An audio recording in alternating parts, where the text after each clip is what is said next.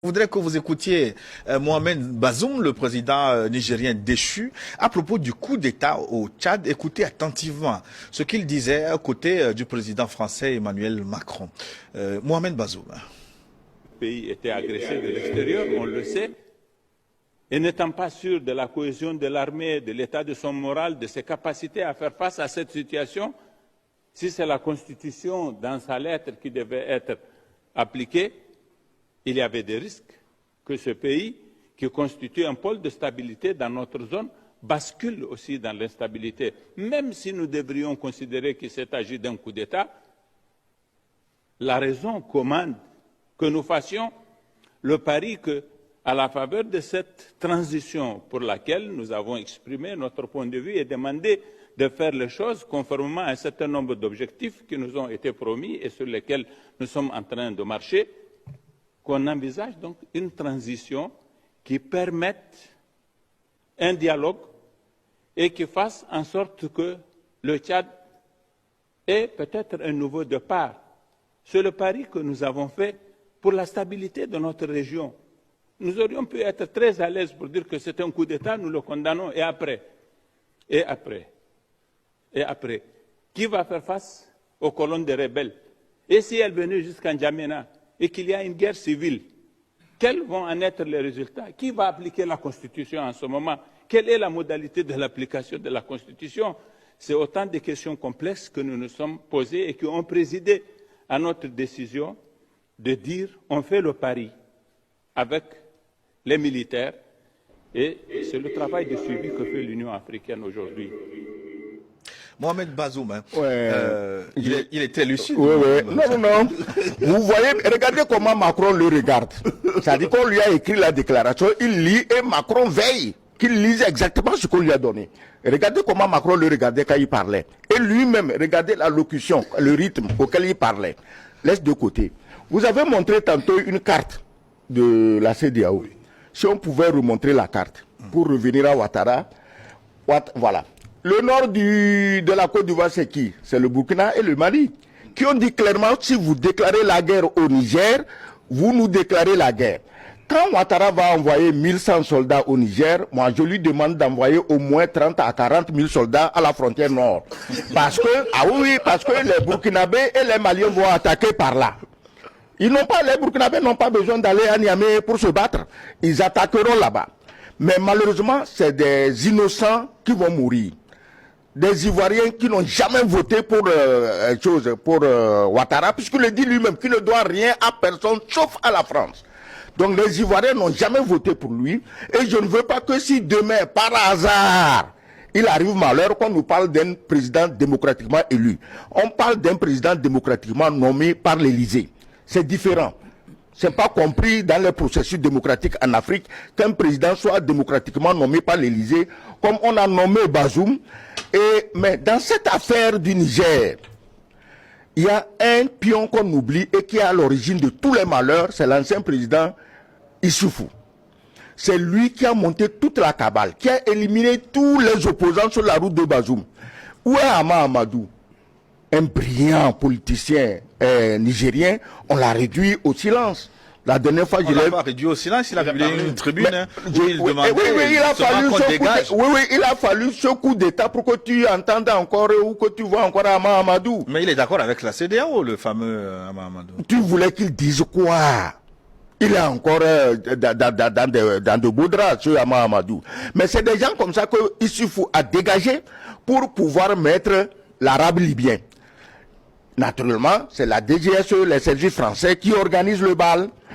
Et l'arabe libyen est venu, on dit, tu obéiras au doigt et à l'œil à Issoufou, et surtout, tu réciteras l'évangile selon Macron, matin, midi, soir.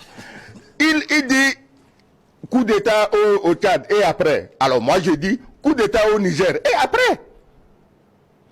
Bazoum doit être jugé pour haute trahison. Ni la CEDEAO, ni la France, ni personne n'empêchera ce procès. Aujourd'hui, la CEDEAO et surtout la France ont tellement peur de cette affaire qu'ils souhaiteraient voir Bazoum mourir. Vous demandez, mais si on ne va pas le tuer. Mais c'est ça que la CEDEAO veut. C'est ça que la France veut. C'est la mission que Ouattara a reçue, faire tuer Bazoum. pour que Bazoum ne parle pas. Alain Sossou, vous l'avez écouté, déjà, Mohamed Bazoum. Il se plaint qu'il mange du riz sec, c'est ça, non? C'est ce que mangent tous les Nigériens tous les jours. Il dit qu'il mange du riz sec. J'ai dit c'est ce que mangent les Nigériens tous les jours. Il n'a qu'à manger comme tous les Nigériens. C'est pas extraordinaire. Ouais. Le chef des Dozo ivoiriens. Oh, c'est quoi cette blague-là? Le chef des Comzom ivoirien place Bazoum, remet Bazoum dans son fauteuil présidentiel. Bazoum va diriger quelle armée? Il sera le chef suprême de quelle armée? Ce sont des questions quand même qu'il faut se poser. Non, Sossou. Deuxième chose, il a oublié que Abdoulaye Maïga avait déclaré clairement qu'une guerre contre le Niger s'apparenterait à une guerre déclarée au Mali Et au Burkina Faso. C'est ce que je viens de dire. Et qu'est-ce qui va se passer dans ce cas? C'est toute la sous-région qui va être déstabilisée. Puisque, quoi qu'on le veuille ou non, si le Burkina rentre en guerre, ça aura des incidents sur le Togo. Et à un moment donné, le Togo aussi partira en guerre. Mais contre qui? Ne partira pas en guerre contre le Niger, mais partira en guerre contre la CEDEAO. Le Bénin sera obligé, partageant des frontières, d'entrer en guerre. La Guinée déjà a averti. Et n'oubliez pas, il y a un enjeu fatal aussi qu'on oublie. C'est l'Algérien, Tebboune, qui a été clair, qui n'a pas mâché ses mots. L'Algérie partage des frontières avec le Niger. Mais vous croyez que l'Algérie, Tebboune, qui a eu dents contre Macron et la France, va applaudir Macron pour qu'on déstabilise le Niger? Mais il va entrer en guerre contre la CEDEAO et donc contre la France et le Niger. J'avais écrit une tribune la dernière fois et je dis que la petite Afrique là, de l'Ouest risque de déclencher la 3e guerre mondiale. Et je sais pourquoi je l'ai écrit. Parce que les enjeux sont tellement énormes. Les États-Unis ont un intérêt particulier dans le Sahel. C'est pour ça qu'ils ont installé leurs troupes au Niger. Ils ont l'AFCOM au Burkina Faso. La France a 1500 hommes stationnés au Niger.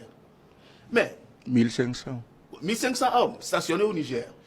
Mais vous voyez, la Chine pour l'instant on n'entend pas. Mais la Chine a des visions sur tout le Sahel. La Turquie aussi est dans la zone. La Turquie est dans la zone. Et la Russie, qui est déjà présente en Algérie, qui est déjà présente au Burkina, qui est déjà présente au Mali.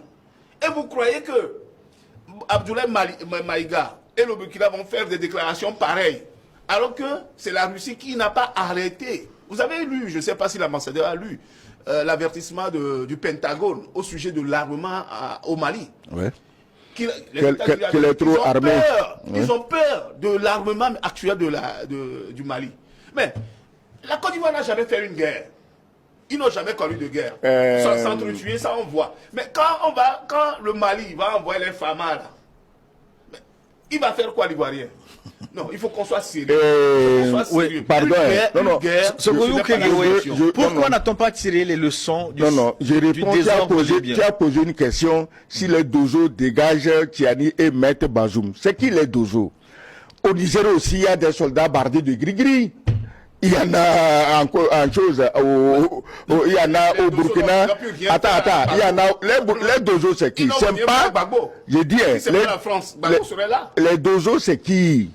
C'est pas les Gourkas du Népal, les meilleurs soldats mondialement connus. C'est qui les Dozo? Et gris-gris, tout le monde peut en faire. Moi, je peux en faire en sortant d'ici. J'ai beaucoup d'amis qui font des gris-gris. Je peux en mettre plein le cou, les oreilles, les hanches, et puis je marche et je fais le dozo.